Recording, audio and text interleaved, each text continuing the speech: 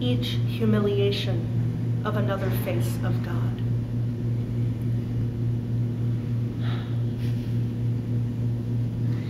Rachel, I know that you've taken a lot of flack for being open about your opinions, your political opinions about the modern state of Israel.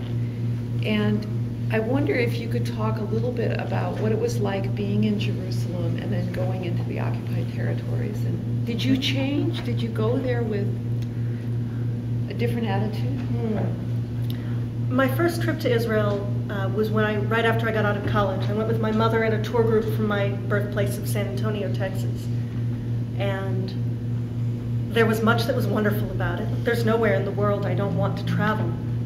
And there's extraordinary history and religious tradition in Israel, in Jerusalem in particular. But I came away uneasy with a sense that there were things we weren't facing on that trip, that there were things we weren't dealing with. And it made me so uncomfortable that I decided to put Israel in a box and not open it again. And I kept that box closed for many years. It was just too painful. I didn't want to confront the ways in which it seemed to me that the Zionist dream had become, for many, a nightmare. The ways in which the long-cherished hopes of the Jewish community in exile had come to pass on the backs of the Palestinian community. Just the appalling violence on both sides, the suicide bombings, the military strikes. I just couldn't bear it, so I didn't. And then I realized I was called to rabbinic school. And my husband said to me, you know, you're gonna have to think about Israel. I said, I don't want to, don't make me. But he was right, of course I had to, and I still have to. If I'm, as a rabbi, I need to be able to speak meaningfully about Israel. And so I want to say, first of all, that having lived in Jerusalem, I have family in Israel, I have dear friends. One of the rabbis ordained in my ordination class lives in southern Israel. I have friends there, I have loved ones there.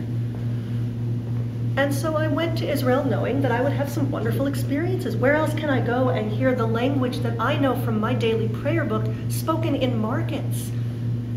It's like bargaining for coffee in church Latin. You know, had you grown up, all right, saying the Mass in Latin. You know, I knew that it would be beautiful and powerful and meaningful, and it was. But I went in 2008 determined to also see another side of the story and to face what I hadn't wanted to see the first time. And so I went on a tour of the separation barrier run by the Israeli Committee Against Home Demolitions. And I went on a tour of Bethlehem and Hebron.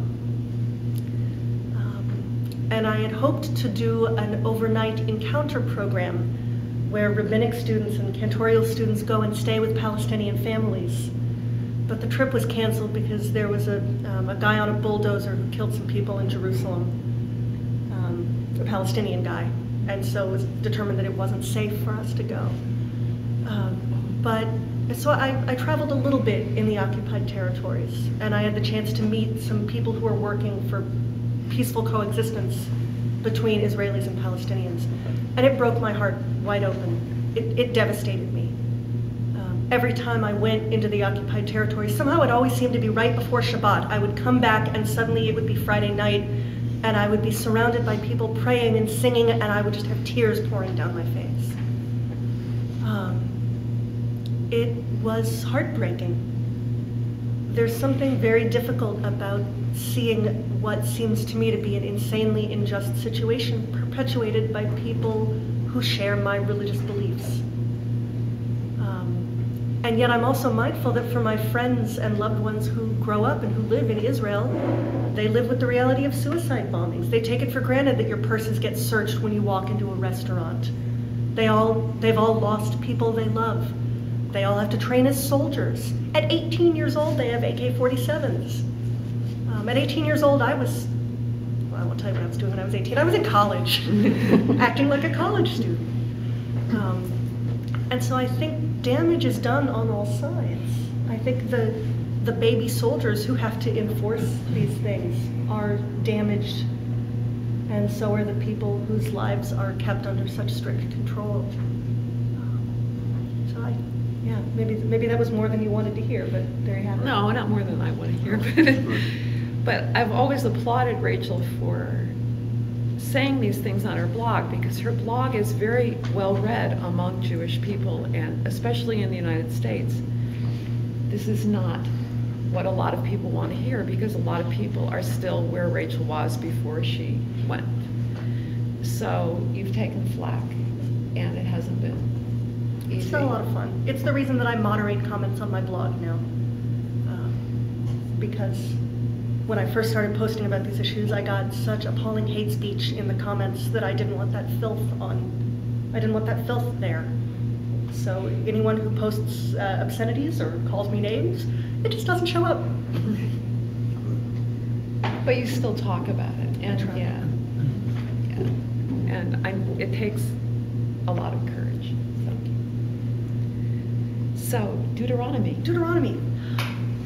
This one's a little lighter, fortunately. I feel like we've gone to a very heavy place. And, We'll come out now. It's time to emerge from the depths.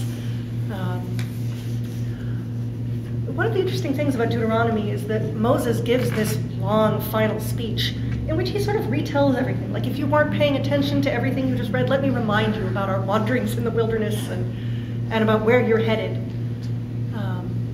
So in the Jewish Weekly Lectionary, we read a chunk of Torah each week. But the very last portion of the Torah is not read on a regular Saturday morning. The penultimate portion of the Torah is, but the very last one is only read on the festival of Simchat Torah, rejoicing in the Torah, when we dance with the Torah and we sing, and it's customary to open two scrolls, one to the very end, and you read the very end of the story, and you immediately open another one to the very beginning, and you read the very beginning of the story, which for me is a very powerful tradition.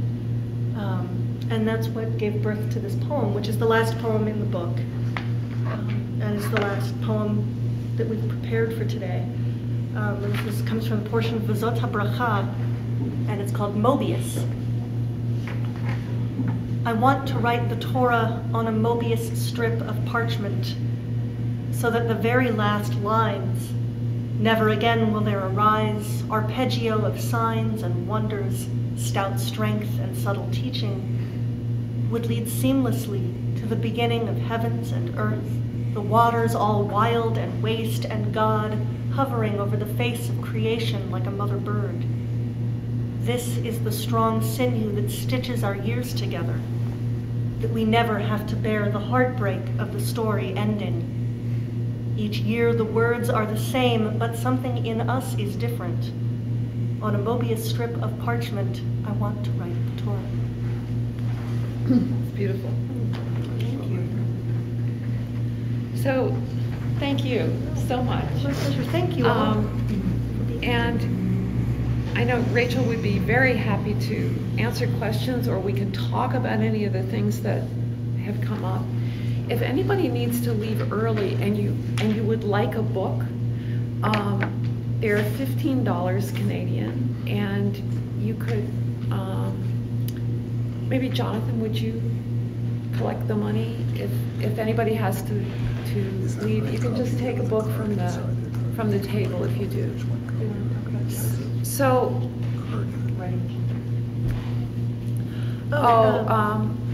what we did last night was that if anyone wants to write me a check, because my bank will give me will hit me with a surcharge for Canadian checks, if you don't mind writing them to my friend Shoshana, she will write me a check on her American bank account so that I can deposit it at home. So that's another option. okay. So, comments, questions, discussion.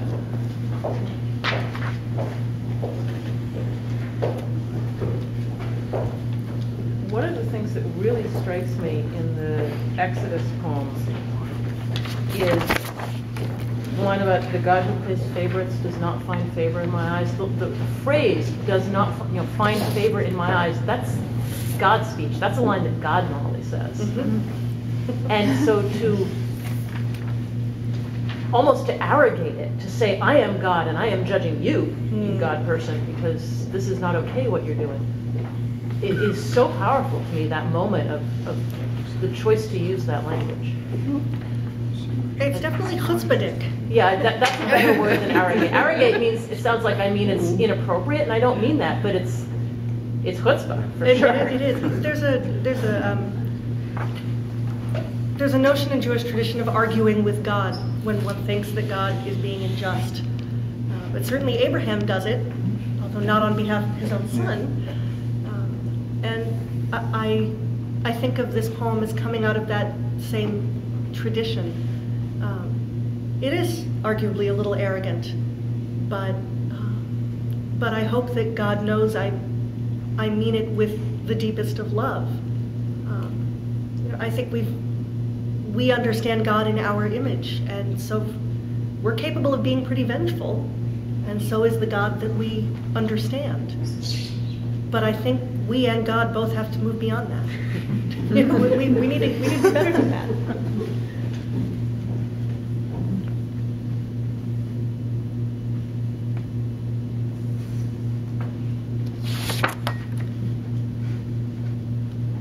I was very moved by Downside.